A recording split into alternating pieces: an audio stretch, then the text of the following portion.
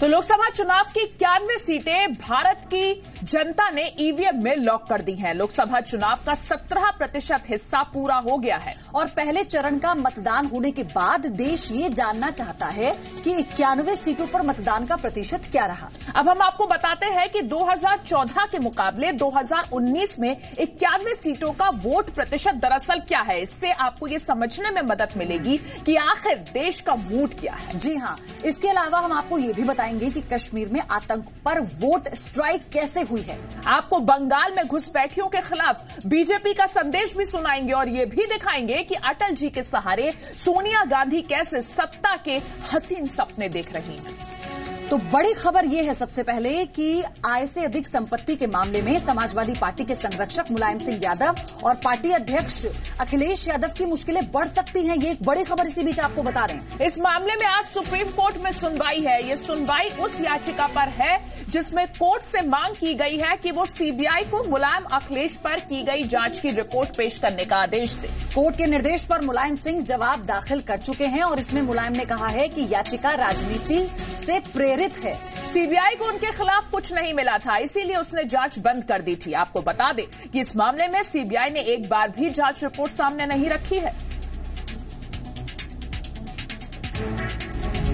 लोकसभा चुनाव के पहले चरण के साथ 91 सीटों के चुनावी नतीजे ईवीएम में लॉक हो गए। साथ ही सियासत के कई सूरमाओं की किस्मत भी।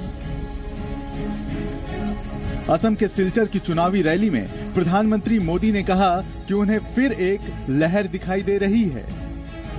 फिर एक बार जबरदस्त लहर दिखाई दी है। चुनाव के पहले राउंड में पश्चिम बंगाल और त्रिपुरा के वोटर सबसे तेज दिखे, वहीं महाराष्ट्र और बिहार के वोटर सबसे सुस्त। पहले राउंड में त्रिपुरा की एक सीट पर 81.08% और पश्चिम बंगाल की 2 सीटों पर 81% वोटिंग हुई।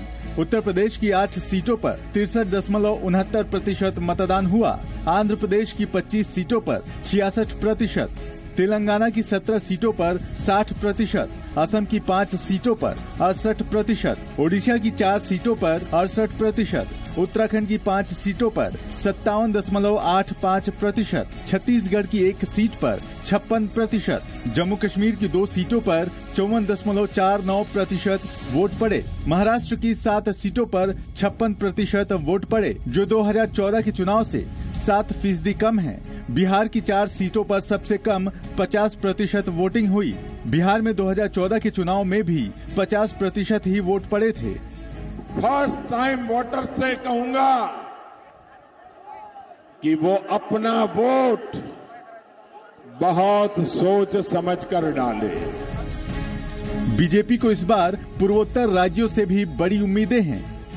लोकसभा चुनाव की वोटिंग में मणिपुर की 1 सीट पर 78.20%, मेघालय की 2 सीटों पर 67.16%, अरुणाचल प्रदेश की 2 सीटों पर 66% वोट पड़े।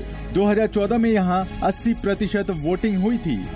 नागालैंड की 1 सीट पर 79%, सिक्किम की 1 सीट पर 69%, मिजोरम की 1 सीट पर 60%। इसके अलावा अंडमान निकोबार की 1 सीट पर 70.67%, लक्षद्वीप की 1 सीट पर 66% वोटिंग हुई, जो 2014 के चुनाव में 86% थी। पहले चरण के साथ मोदी सरकार के कई मंत्री और कई विपक्षी नेता अपनी चुनावी चिंता छोड़कर प्रचार के लिए फ्री हो गए हैं। लोगों का पॉजिटिव वोट है, विकास के लिए है और उत्साह है। ये तीनों बातें लोकतंत्र के लिए बहुत अच्छी है।